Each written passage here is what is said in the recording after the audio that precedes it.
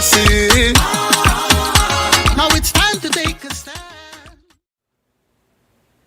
Political leader of the United National Congress and leader of the opposition, the Honourable Kamla Prasad Bisesa, my colleagues on this virtual platform here tonight, and my colleagues at all levels of our party, great party, the United National Congress, wherever you are locked on our respective social media platforms. A pleasant good night to each and every one of you. You would have heard from MP Vandana Mohit.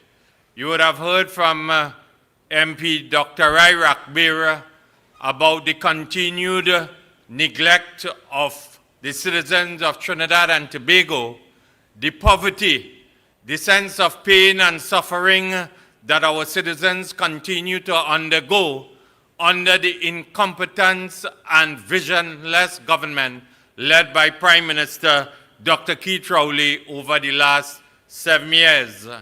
And tonight I want to deal with a very important issue in relation to a commission of inquiry which was appointed by the Prime Minister Dr. Rowley on the 8th of March this year, which was supposed to focus on the formation of this inquiry into the death of 4 of these divers at Paria and also the lone survivor, Christopher Budram. And from day one, the Prime Minister and the government was not serious about treating this commission of inquiry with a sense of purpose, urgency, and commitment to ensuring that there was true justice and fairness on behalf of all the families of the deceased divers and the lone survivor. And I say so because sometimes we forget the reality. We must never forget when they initially formatted a committee, they put a person on that committee by the name of one Eugene Tia, a former president of the Energy Chamber, knowing fully well there was a conflict of interest. He had a legal relationship with the Minister of Energy and Energy Affairs. So the committee was doomed to fail from the beginning because he was conflicted with his relationship, and this is how Rowley and his government started off. And in that context, it was the leader of the opposition, it is the UNC that called out the Prime Minister and the government, and it led to the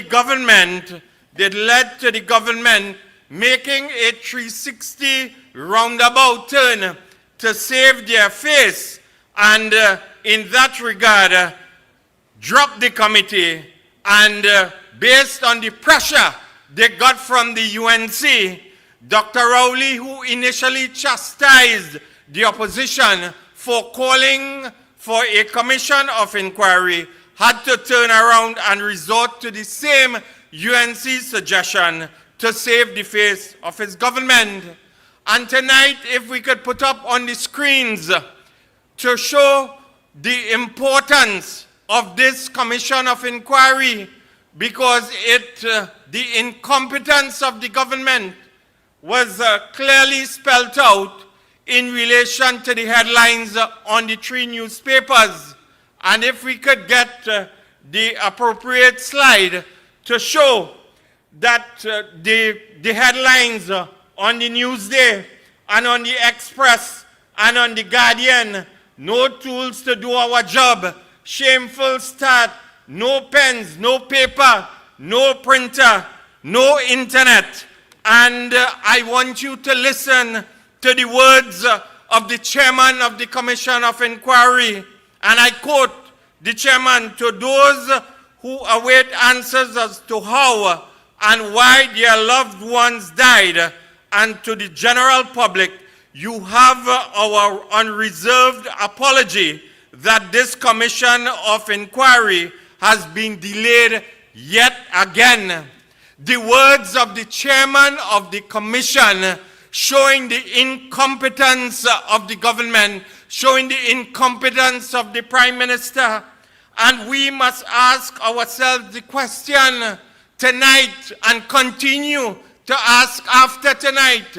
After 189 days, why did the government fail to resource the commission of inquiry to ensure a prompt start to do the work on behalf of the families, to end their pain, to end their suffering, to end their trauma? I'm forced to recollect what transpired outside of Paria on that fateful night. They did not even supply them with a tent, not even a cup of tea or coffee or biscuit. A lack of empathy and the actions of this government in relation to the funding and resourcing of this commission of inquiry says much in terms of the continued government's track record as it relates to a lack of care and no empathy for the ordinary people of this society. And this is a government that decided to spend a whopping $7.5 million on fireworks, not on $7.5 million on roads, not on social services, not on school books for the poor and downtrodden in this society. And you have to ask yourself why they could not find money for this commission of inquiry to start. There is a sinister plan on the part of the Prime Minister and the government of Trinidad and Tobago to cover up what they want to hide. And this is why the United National Congress will continue to sustain pressure on the government of Trinidad and Tobago. And if you can't get money for internet, you can't get money for pen, paper, and printer, you could imagine the evidence is now on the seafloor. The evidence is not now on the seafloor. The diver's hyperbaric chamber is 60 feet below the surface. And tonight, I ask, where will the resources come? I am not an expert, but I have to ask on behalf of the opposition, because this will need specialized equipment to reach the depths of where this hyperbaric chamber is lodged on the seabed. So you can't get money, the commission can't get money for pen, paper, and stationery. You can imagine they will get money to get specialized equipment to survey this hyperbaric chamber. Which agency has examined this hyperbaric chamber before it went to the seabed? Tonight I call upon those who are responsible for this sanctioned murder at Paria to tell us whether any of the investigative agencies in this particular probe, whether they were able to have sight of this hyperbaric chamber before it went to the seabed, my brothers and sisters. And then you had last Friday in the Parliament, a fellow by the name of one Simon De Nobrega, the Minister of Communications. The fellow lucky. He got 10 days, he got the ability to speak in Parliament because the Minister of Everything, Sneaky Stewart, was out of the country and he got obliged to speak. And he did not do himself any justice. So tonight I want to say Simon De Nowhere, because that gentleman is one minister you cannot find at all. He's always nowhere to be found. And as a matter of fact, instead of calling him Simon De Nobrega, we should call him Simon De Nowhere. Because he mysteriously comes to the Parliament and tells the Parliament that he cannot apportion blame because he knows fully well, and tonight we must put up on the screen, because Trinidad and Tobago must know that indeed, and I want to read from the Trinidad and Tobago Gazette that in terms of assignment of responsibility for the office of the Prime Minister in the exercise of the power vested in me by the President by Section 79(1) of the Constitution of the Republic of Trinidad and Tobago, in accordance with the advice of the Prime Minister, I hereby assign to Dr. Keith Christopher Rowley, MP, responsibility for the office of the Prime Minister, including the administration and business of departments of the government as specified in the schedule here to attach with immediate effect. And you will see very clearly, if they blow it up, you will see commissions of inquiry. Commissions of inquiry fall under the responsibility of the office of the Prime Minister. So, Dimno Brega, I want to tell you, tell the country the truth, that the responsibility and the fault and the incompetence lied with the office of the Prime Minister in terms of this particular issue. This dark day in our country's history. And then, if that was not enough, because we do not know, because I want to tell them, they want to protect members of the Prime Minister inner circle. So from day one, this commission of inquiry must fail under Rowley, and they will go at any length in this country to frustrate the commissioners and what they are setting out to do on behalf of the people of Trinidad and Tobago. And that is why the UNC will not rest in terms of transparency and full accountability in this state-sanctioned murder in relation to what transpired at Paria. And then I want to come to deal with a fella by the name of the Attorney General. The leader of the opposition has renamed him or christened him as Reginald Limo.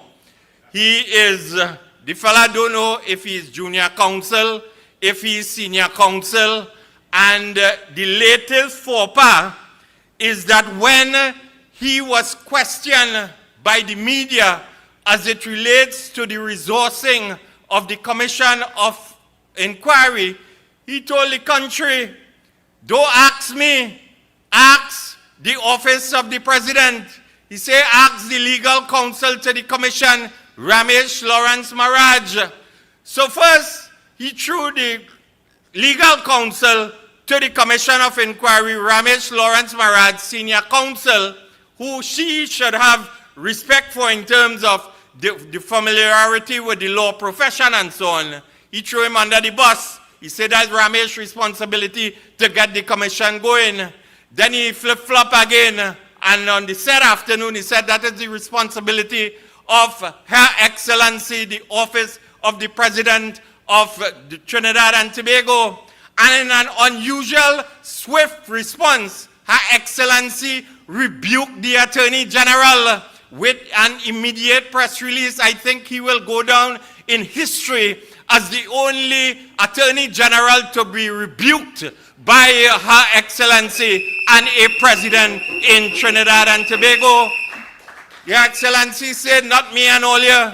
That is not my business. That is all your responsibility. I merely carry out the wishes of the Cabinet of Trinidad and Tobago, and that is the responsibility of the Cabinet and by extension, the Office of the Prime Minister. So that is shameful. Imagine your Attorney General, our Attorney General, though he not familiar with the Gazette, he not familiar with the constitutional framework of this country. That is the person who is the legal advisor to the Cabinet of Trinidad and Tobago. And if he don't know the Gazette of Trinidad and Tobago, could he advise this government on an efficient commission of inquiry into the tragedy at Paria? I ask you that here tonight, my brothers and sisters. My daughter, who is in law school, she could have told me and she could have told Reginald Amo that the Commission of Inquiry is gazetted under the Office of the Prime Minister. That is the tragedy we have as an Attorney General functioning in Trinidad and Tobago, my brothers and sisters.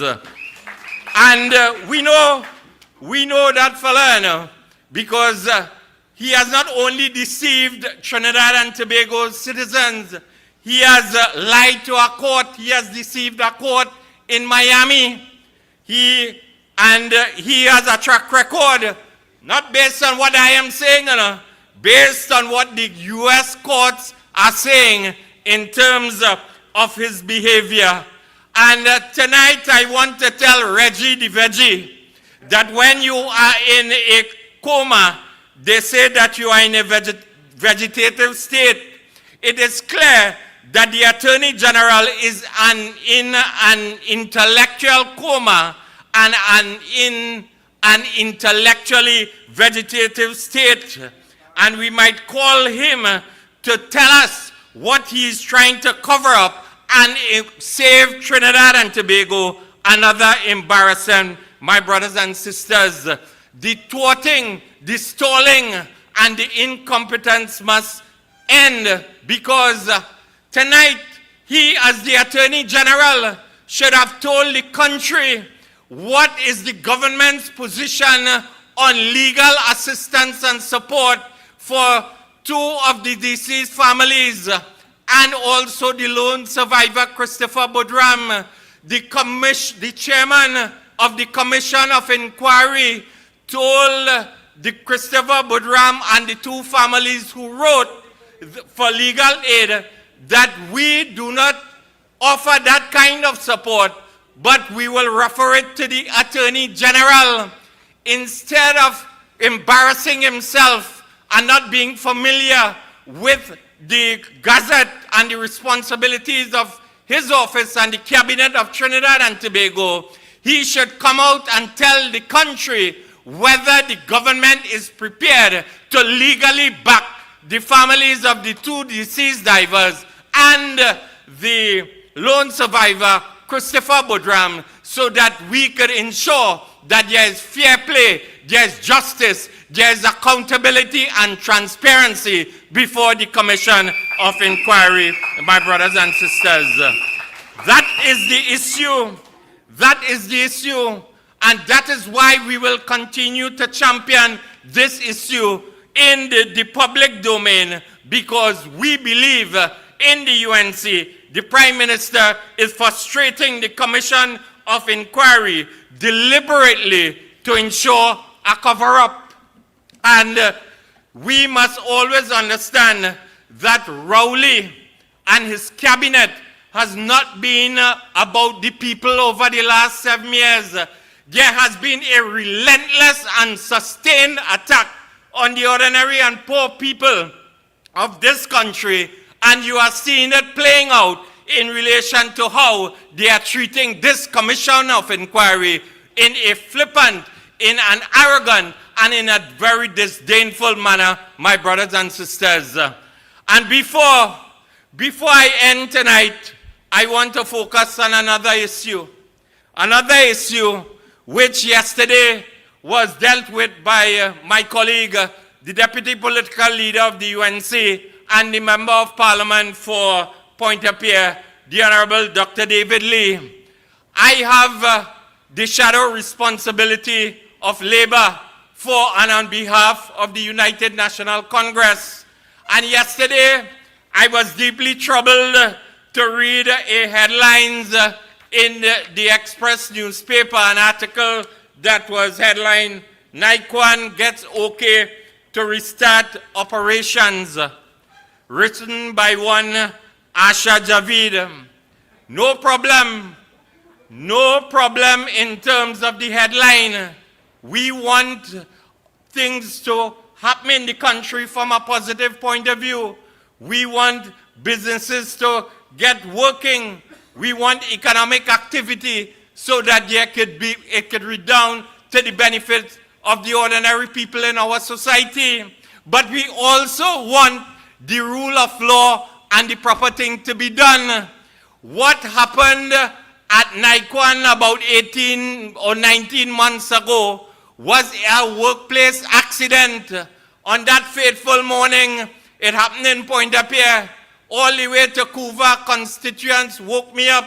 They say, MP, we feel something happening in the country in terms of we heard a loud explosion. They told me they want to know if another coup or something was happening in Trinidad and Tobago. And I told them, no, we will have to find out more. And it was a workplace accident, my brothers and sisters. And in response to my colleague's query in the parliament of the country, MP Lee, on the 8th of April, the Minister of Energy and Energy Affairs, Stuart, Minister of Everything, who does go in and out of Trinidad and Tobago without accounting to the people. That is why I call him Sneaky Stuart, told the opposition, told Trinidad and Tobago that the authority to restart the Nikon plant rests with the Ministry of Energy and Energy Affairs and the Occupational Safety and Health Agency. Yesterday, the minister, or last night or something, in response to the pressure from the UNC, said that it is the responsibility of the Ministry of Energy and Energy Affairs. Tonight, we reiterate that call. We want to know, where is the report? Make it public. We want to know what led to the explosion, and we also want to know the recommendations. But as I told you a couple minutes ago, it was a workplace accident, and any workplace accident in Trinidad and Tobago has to follow the rule of law. And there's an Occupational Safety and Health Act. There's an Occupational Safety and Health Agency.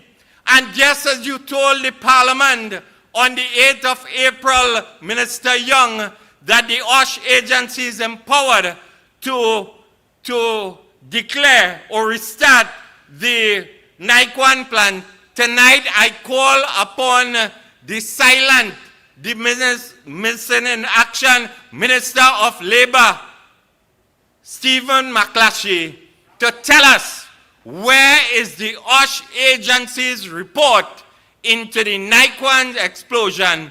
Make it public, and we want to see when Nikon was declared fit to resume operations, not only by the Ministry of Energy and Energy Affairs, but also the Ministry of Labour via the Occupational Safety and Health Agency.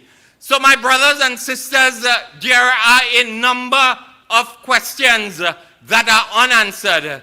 You must connect the dots. You must know why you cannot trust Rowley and his line band. They are not committed towards transparency, accountability, fair play, and justice for the ordinary people of Trinidad and Tobago.